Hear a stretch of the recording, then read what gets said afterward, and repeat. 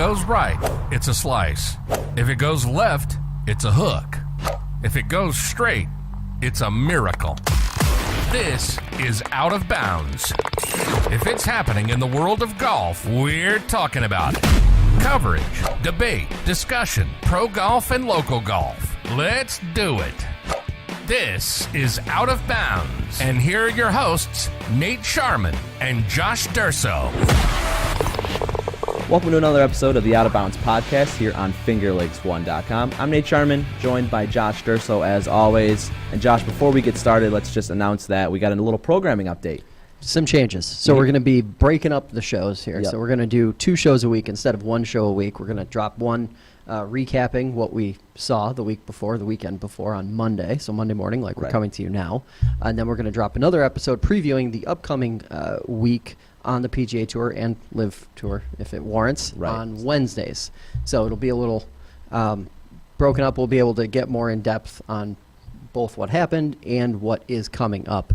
So that'll be nice. Right. Instead of having to wait, 24 plus hours to hear about our thoughts about the Sunday tournament, the weekend tournament, you'll only be about 12 hours, a little more than that. Yep. So without further ado, we'll get into the Players' Championship. Scottie Awesome Scheffler weekend. comes out with a win, his 6th win PGA Tour victory in about 1 year, which is kind of wild. 6 PGA Tour victories total, and 6 in the last year or so. He finishes 5 strokes ahead of Tyrrell Hatton, who had a really great finish to come in 2nd place, and 7 strokes clear of Hoagie and Hovland, moved back to number 1 in the world, and claims the huge $4.5 million prize. It's insane. It's absolutely insane. Yeah. And He never flinched. Dominant performance. Never, yeah, like you said, never flinched. Just was so steady. He starts the day up 2 with him and Minwoo Lee in the final group.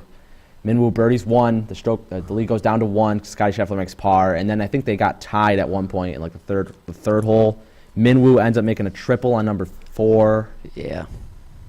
And then that kind of never really gets close after that. Minwoo dunks one in the water, and Scheffler then goes and chips in on the really hard par 3 8th. Goes birdie, birdie, birdie, birdie, birdie, and just walks on from there. Yeah, it felt pretty, to me, it felt like it was over after the triple. Even though we hadn't seen the Scheffler run yet. Scheffler was just par in the death out of the place. Yeah. And that's what he was going to do. And then he kicked it in the high gear after that, but yeah. Never was in jeopardy, in my opinion. Curious what you thought. Margin of victory. Did it take away from the excitement a little bit for you? Yeah, a little bit. I was sitting there on Sunday, and I was rooting for Lee. I like to see a little bit of drama too. So it definitely takes out with not having drama towards the end of that. It's towards the end of that back 9 on Sawgrass too. Especially at Sawgrass where there's so much water in those last few holes. 17, you obviously have the island green. 18, one of the hardest holes in golf, in my opinion. Yeah. So he doesn't really have a ton of nerves coming up there. It's really fun to watch guys kind of navigate those last couple holes with a slim lead. I love, even with a 5-stroke lead, though, that Scheffler hit the ultimate bailout shot, tee shot on 18. Yeah. Just literally sends it sailing right. It didn't even have a chance of There's no reason catching the fairway. There's no reason it went in the fairway there. Yeah. There's no reason. Hit one in the pine straw. Yep. And then knock it up by the green, and he could really well could make 5, but he made that monster par putt, which was awesome. What a way to end it. I mean, we missed out on some drama, obviously, with it not being as tight coming down the stretch. But when you've got a guy like Scheffler in the lead, just like when we've seen Rahm in the lead with a commanding lead this year. It's still exciting. It still maintains itself. Right, and it's no problem to me because we've had so much drama and excitement the last month or so on the PGA Tour and all these events. So it's fun to see a guy like Scheffler go out there and dominate. He's just a lot of fun to watch when he's on. Yeah, and I mean, you want to talk about this run that he's been on. I mean, you mentioned it, 6 wins, less than 100 starts. Didn't get his first win until a 65th start. So he's essentially got 6 wins in about 35-ish starts. I mean, just an incredible, he's the defending Masters champion. He's got the Arnold Palmer last year, 2 Phoenix Opens. He's got the Players now. He was Player of the Year last year. Right. I mean, I think there's a debate to be had now about Scheffler and Rahm kind of distancing themselves from, like you were mentioning, you talked about that before we came on here. The two of them basically distancing themselves from the rest of the field in terms of, who are the best golfers in the world. These two are clearly the best golfers in the world, and it ain't close. If the Masters was this week, and I went up to you and I said, you can have Rahm and Scheffler or the field, which one are you taking? Oh, I'd take them. Yeah. I would take the two of them. Isn't it funny that it used to be Tiger Woods of the field, one guy or the field? Yeah. Back in the day. I mean, now I think Rahm and Scheffler, I think I'm agreeing with you, Josh, especially with Scheffler winning last year and, Rahm's success at Augusta. You also have to, I think, now because the two of them have combined for either 4 or 5 of the last 6 elevated event wins. Yep. So 5 of 6 this year, 5 right? of 6. So like, the only other there one. you go. Like that to me is if you're going to make that prop bet that you just mentioned, Right. their percentage is like over 80%. Yep, definitely, So, and they're a lot of fun to watch too. I really like watching Jon Rahm too when he's on. The X Scheffler's a factor. little bit more subdued. He doesn't really make so much more subdued. He doesn't make a lot of noise, but there's every once in a while you'll see a fist bump out of him or whatever. Jon Rahm is always showing his emotions, but so they're a little bit different golfers in that sense, but still a lot of fun to watch. It's interesting because I think he emulates more of like a Dustin Johnson in terms of how he plays the game. Not Yeah. overly emotional, very level. Even when he's, that final sort of fist bump that you saw in the last hole. I mean, it Right. was, I just can't get over that 4 out of golf 10. Those feet. I can't believe he pretty much moves that plant foot, which just doesn't make any much sense to me. Growing up with golf, you're whether it's your dad teaching you or a family member or a teacher, if that, they're holding on to that left foot. They're making sure that left foot stays on the ground at all times. You're not taught ever to let that foot go, and he lets it go out about every drive. His feet are moving around. Oh, yeah. Yeah. I mean, and It's cool. You know what? That's a great point because, and really great role models in terms of what the golf swing can look like in Rahm and Right. Scheffler. Rahm's got a good- Neither yeah. of them are textbook golf swings, but damn, they get the job done. Right. That's my favorite part about golf. You watch people play, and every golf swing is different. None are the same. Yeah. And at the end of the day, I know it's cliche to say, but they don't ask how, they just ask how many. Right. And it doesn't matter how you get the ball in the hole, which is so cool to me. Golf is such a game that can invite everybody to it, depending on what you have going on in your life. You can make it work, and that's one way to enjoy it. And in instances with Rahm and Scheffler, win a ton of money. Absolutely. Speaking of Rahm, just something quickly to touch on here. Jon Rahm withdrew Yes. due to illness. Yep. Did we ever find out what the actual illness I didn't was? see it. I didn't see if there was one announced. I After just the saw first announcement that he withdrew, which was right after the first round, right? Yep. Or maybe before the second round. I know they played in 2 all day. Rory and Scheffler played with Rahm. Yeah. So he's out. You have to assume that obviously you've got a non-designated event coming up, so he's got a couple weeks off. Right, until the match play, We'll essentially. probably, I'm assuming he'll be back 100%. No announcement to me means that it was probably like a stomach bug or Right. some kind of like cold or something that He was playing just okay, not super well, but playing okay. Yeah, he was certainly playing better than we saw him play last weekend. Which, I mean, Right. last weekend he literally looked like a different golfer. But Not that first day when he shot 7 under. when That you was followed incredible. up with a couple 76s, that's the wheels coming off. I want to talk about the 17th hole, the Island Green hole at the Players, and I got some stats for you. We had 3 hole-in-ones over the weekend, which is just phenomenal. Hayden Buckley, Aaron Ray, and Alex Smalley all aced 17th hole. Hayden Buckley did it he was the second group there on Thursday. His group, so the 6th golfer to hit on 17 and made a 1. So let me give you a couple stats here from that hole. So between the years of 2000 and 2016, there were 7,400 tee shots hit at the 17th during the Players' Championship. There were 3 aces in that span. That's incredible. That is a wild number right there. We had 437 shots hit this week, and we had 3 aces. Made it all the way around.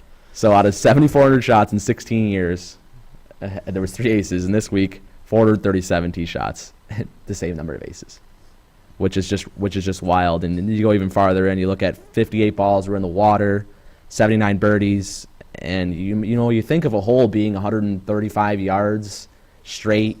It not being that intimidating. It could be a spot where you could make birdie. Well, it played over par at 3.13 scoring average, 6th hardest hole of the week at TPC Sawgrass. So it's crazy what fans. There's a lot of fan ambiance on that hole. Oh God, yeah. Wind. Yeah. There's water. It can really play a factor in people's minds when playing that hole. Well, and we talked about it. I think we talked about it yesterday afternoon. It's like it amazes me that the issue, and I think most amateur golfers would look at that hole and think, oh my God, left and right. Right. That's the miss. But more times than not, when they're missing, meaning the pros, the guys that are actually playing this thing for a pile of money, length is the issue. So they're long and they're short, or they misjudge. And to me, that just sends clear message that it's wind. There's wind that they're having to account for. That if it gusts a little bit, it's wide open, and 5 yards literally makes a difference. And I don't have the statistics in front of me, but just from watching the tournament, of those 58 golf balls that were in the water, I would say a majority of them, if not 90% of them, hit the green. They hit land and they bounce in the water. A lot of times that back green, especially with it being so quick and hard, the green, it's hitting the green and it's bouncing huge into the water. Some of them are saved by the rough or the bunkering around the green. Not much rough though this year. There's not much, but yeah, it's just wild to me that hole plays so hard. I think players can really look at that hole. They're hitting a wedge. Yeah. And they put so much spin on the golf ball, but it's just so intimidating. Well, and also, you mentioned roughly 135 yards. I think that's what it was playing either Thursday or Friday, but then Sunday it was only playing 122. Right. So, it is a very small wedge for these guys. They're, hitting a 52 or a 50 degree or maybe even a 56 degree wedge into this thing. And a lot of room for error. But challenging golf course, although scoring wasn't quite as low as we saw. Obviously, with Scheffler scoring as well as he did. Scoring wasn't as low as it was last weekend for the Bay Hill. But challenging golf course, really thick, rough, pace of play was, again, an issue. Yeah. I've harped on this a few times this year already, with rounds being completed the morning after they actually start. What are you thinking after this past weekend? With another series of issues. Right. So Thursday we weren't able to get the round done. 144 players weren't able to finish on Thursday. Friday they had to refinish the round, and then they played a little bit, and then they had a weather delay. Of course, they had rain where they had to stop, and they ended up just kind of canning the round, which made sense to me. Yeah. And so they went into that, and then they were able to make the cut, and then after they make the cut, they were able to work it a lot better. But playing 5 to 6 hour plus rounds, and on Friday I was watching, and I think it was Morikawa and a couple different groups too on the second tee. So one hole into your round, he's waiting 15 minutes on the tee box. Yeah. And as I know, number 2 is par 5, so you got to wait for the green to clear. That's why maybe it takes a little bit longer. And I just think you got to be able to find a way to make that not happen. And you just have to. They have to enforce. Right. They've got to. The tour has to prioritize pace of play. Right. Unless they think it's something that's just going to resolve itself because of having more elevated events that are smaller fields in the future. Yeah, no-cut events they'll fix that for sure. But, it's just, I think it goes to this week is a little bit different than other weeks because you have TPC Sawgrass, a course that gets a lot of wind, has a ton of water, so there's a lot of strategy and thinking involved in hitting those shots. So I think this week's a little bit different than the previous weeks, but it just goes to show, like you said, Josh, we got a huge pace of play problem on the PGA Tour, and I think the random golf watchers, I shouldn't say random, but the not like us that are playing a ton of golf and watching a lot are going to be turned off a little bit by it when they're taking forever to play golf. Casual fans are they're not going to stand for it. They're not going to stand for it. I mean, they're just not going to bother with it. They're going to see like one player on the same hole for 30 minutes of TV time, and they're going to say, "I'm out for this. This is not interesting." And I don't really think it's something a lot of people will say, well, that's why Liv is doing what Liv is doing with shotgun starts and stuff. Like, that wouldn't fix this problem. No. You could shotgun start these guys, and it's not going to change the fact that, like, once they're out there, they're playing slowly. I just think the rules need to be better enforced. I don't think the rules that are in place are bad necessarily. They don't need to be fixed. I know they just reprimanded them not too long ago, but they need to be enforced. There needs to be more strict kind of policing with these rules. They just need every group needs somebody out there. Like, you get like a couple poorly placed slow groups in the middle of a golf course, and it just bungles the whole thing up. Yeah. Like, it's just, that's why the enforcement is the important thing, because, why should guys that are playing quickly be, ridiculed or, a part of the be like lumped in with a part of the problem when they're not part of the problem. I can't remember who it was, but the first group yesterday, they played in about 3.5 hours. And there's always a great story. It seems like it happens every year where a guy goes out by himself because Yep. there's usually a withdrawal. Yeah. And he's running and he's just trying to break the record and trying to get done so they can get out of there. It's cracks me up. They'll play in like 2.5 hours. They'll be running in between shots, and the caddy's got the huge staff bag on their shoulder, and It's they're running down hilarious. the fairway. It's a great highlight. Let's talk a little about Rory. He's got some driver issues. He is not in love with his driver. He had a rough week this past weekend, obviously. And a couple interesting, or I should say one really interesting quote. He said, quote, "Obviously, I went to that new driver at Riviera, and it's just not, yeah." He added, quote, "Look, I wish I could use my driver from last year, but I can't, just because if you use a driver for so long and it starts to get a little too, basically it just won't pass the test," end quote. So he's talking about the new Stealth driver, so the Stealth 2 driver. Right. And that test that he's referring to is the characteristic time, which is basically how long the ball stays in contact with the face of the club. Over time, the driver will fatigue and stay in contact with the ball for a longer period of time. The tour tests for that periodically. Right. Apparently, they were testing at Riviera a couple weeks ago. They were testing drivers a couple weeks ago. So Rory is saying he wishes he could go back to his original Stealth driver, and that he can't because he's afraid it won't pass this test, this characteristic test, if it gets tested. He doesn't know for sure that it would or wouldn't. He just thinks it will. Now, I think there's a couple interesting things. You obviously, I know you've got some thoughts about this, but we're all seeing the forgiveness commercials on TV now. I feel like it's just been something that a lot of folks in the golf world haven't talked about. Taylormade is number one because of their marketing. Oh my goodness, it's incredible. Not because they have the best equipment. I don't think there's much of a difference between these, recent generation drivers, frankly. That's my opinion in general, is that over the last 4 or 5 years, having played a number of different drivers from a number of different manufacturers, you're not seeing a huge difference year to year. Mm-hmm.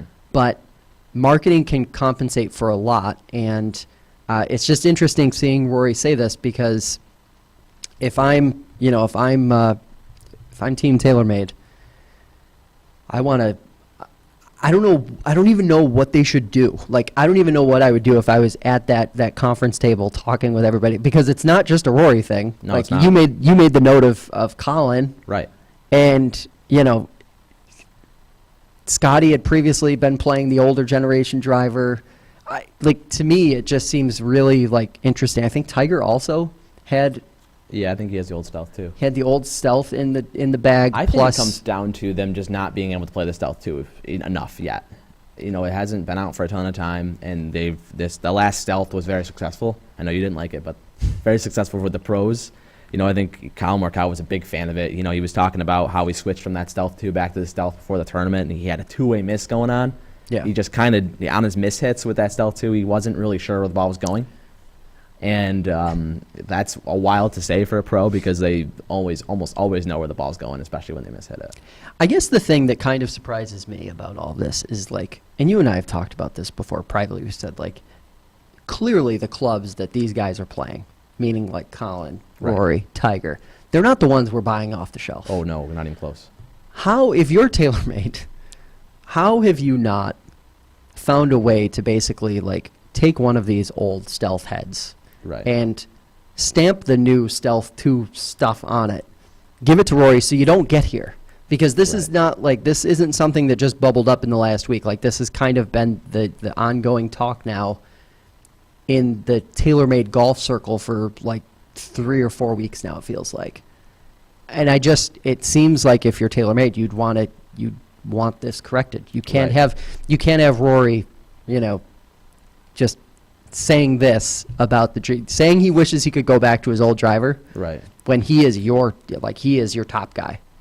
The thing with Rory though too is we've seen him get animated after press conferences, especially because he's not playing well these last few weeks. We saw him last week, I shouldn't say that. He was really good last week. He was after the round saying, "I don't know how anyone thinks this is fun to watch us make bogeys," when everyone thinks that. So he's been interesting in interviews the last couple weeks, in my opinion. But yeah, if you're Team TaylorMade, you gotta figure it out. Especially with Rory, he's like you said, he's your top guy. I thought it was really annoying to see people compare what Rory said about the new Stealth driver to what Bryson had done with Cobra. Right. Just run them through the dirt for weeks and weeks and weeks on end, it seemed. I don't think that's a fair comparison. He's basically tried everything under the sun. I actually think he's playing a Stealth driver at this point. At least I believe so. At the last Live event, he had a Stealth bagged. So not tied down anymore by a sponsor. Yeah, I mean, it's just, there's a lot of interesting questions when it comes to equipment and the things guys either do or don't say on tour, especially when they're contractually obligated. Right. Because you start to ask yourself, well, geez, if he could just pick any driver, will we see him with a new driver next time around? I don't know. We'll see. It's important to note, though, Scottie Scheffler, what's in the bag? I was looking at it this morning. Stealth 2. So it's not going bad for Scottie. He's fine. Yeah. And that's the other thing too, is like one of the arguments that I had seen was, Rory just has too much going on. He's having to play commissioner. He's also having to be one of the best 3 golfers in the world, and that is just too much. And this is, a symptom of that and not necessarily the fault of the driver. Right. It's looking around at what the TaylorMade guys have in their bag week in and week out, though, tells me that it's not just Rory. It's not a Rory. It's not problem. just a Rory problem. Right. So, anyway, tour schedule changes. According Again. to Rory McIlroy, right? More. The tour. So we've talked a little bit about it last week. I'm going to run through quickly the breakdown of what we're going to be seeing with these limited field events. And then Nate, I want to hear what you have to think about or to say about this. No changes to majors, the Players' Champ or the 3 FedEx Cup playoff events. They will be as they have been. The 8 designated events are locked: the Genesis, the Palmer Memorial, to name a few. Changes include smaller fields, 70-80 players, no cuts. So in total, there will be 11 events in the 2024 season that don't have a cut.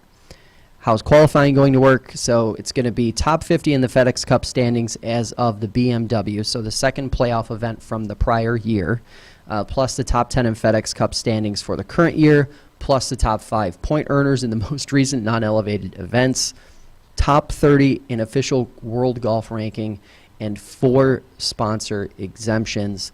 The tour says it will address the sandwiching that we've seen recently as well, with the Honda being put in between 2 events. The Valspar obviously coming up this weekend, smack dab in between 2 events. Right. So the goal is going to be to have 2 to 3 non-designated events in between designated events to create a little bit of like a qualifying storyline too, which seems like it would be cool. Yeah, I think that's the most important part that you said there at the end. Yeah. So like, what are your thoughts on the whole, one, getting those changes across the finish line, but what you see in the details of what we know right now?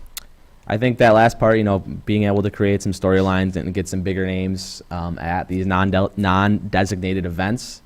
But I also think it's interesting, too, is getting these names out of the non-designated events can make it so for better storylines for these smaller guys. They don't have to play against John Rahm. They don't play against Scottie Scheffler. But still, getting a few of those guys in the non-designated events week in and week out is going to be important. Having that name brand there will get people to change the channel and turn it on. But now it looks like I'm going to have to watch 11 no-cut events next year, which I'm not super excited about. Hopefully I'll learn to like them towards the next season. I'm sure you will. But that'll fix the pace of play issue. We won't. If we see no-cut events with 70 to 80 players taking more than a day to complete, then we'll have a really big problem. That's an even bigger problem. But that won't happen. It's interesting because this feels now to me like a response to the potential of live guys coming back in the future. That's a good point, yeah. So now they'll have to play through a process. It'll take time. Won't be something they'll just be able to jump back when their contract expires. Yeah. Jay Monahan won't have to make a ruling. But they're banned from the PGA Tour though. So how does that work? That's a huge question. That's a huge question mark. I know that's not what we're talking about exactly, but if a guy, say, just for example's sake, say Brooks Koepka's contract ends this year.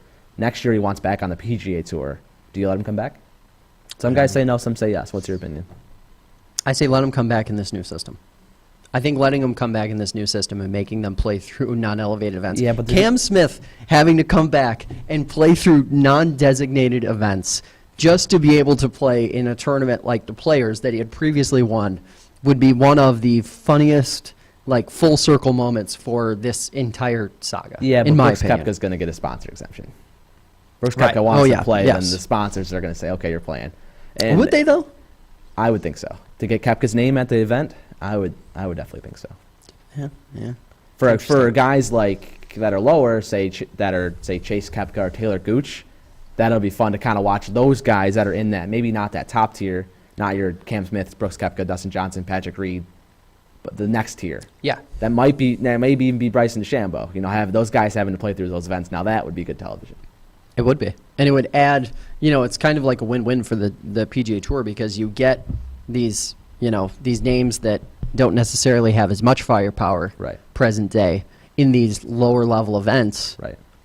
And I think it's just interesting because the fact that there are a lot fewer points available at Yes. these quote-unquote play-in events, and to watch the Brysons or the Brooks or whoever, all these guys who, say what you want, they decided to go for specific reasons. Right. And often it was about growing the game. To watch them to have to come back Grow the game. and truly grow the game and grow this new thing that the PGA Tour built and they could have been a part of. Right.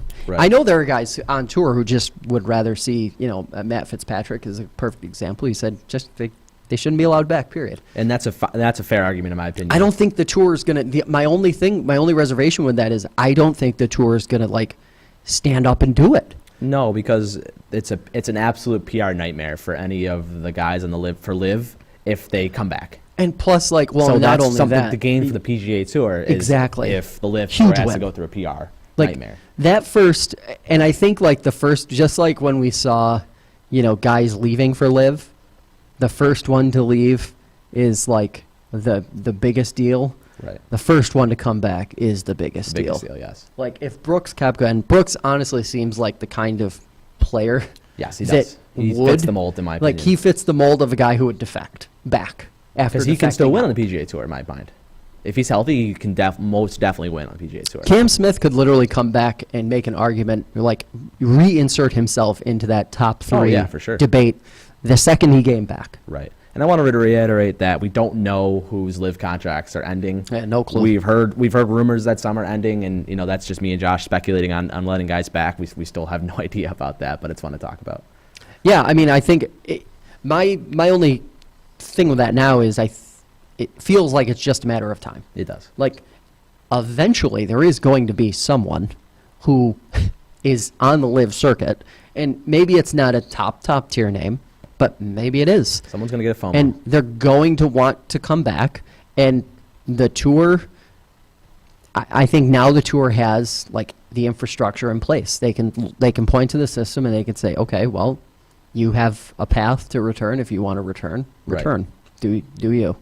Yeah, I agree. I agree 100%. It's going to be interesting to see, especially if we see it next year too. If guys' contracts do finish, where they'll go. Yeah. And our last topic of the day, this one kind of really grinded my gears. The World Golf Hall of Fame elected its newest round of members, and Jim Furyk, 17-time winner Jim Furyk, didn't make it. Padraig Harrington was the big headliner to come out of this year's crop. The expectation is that he'll have future opportunities to get in, but that won't come until 2025.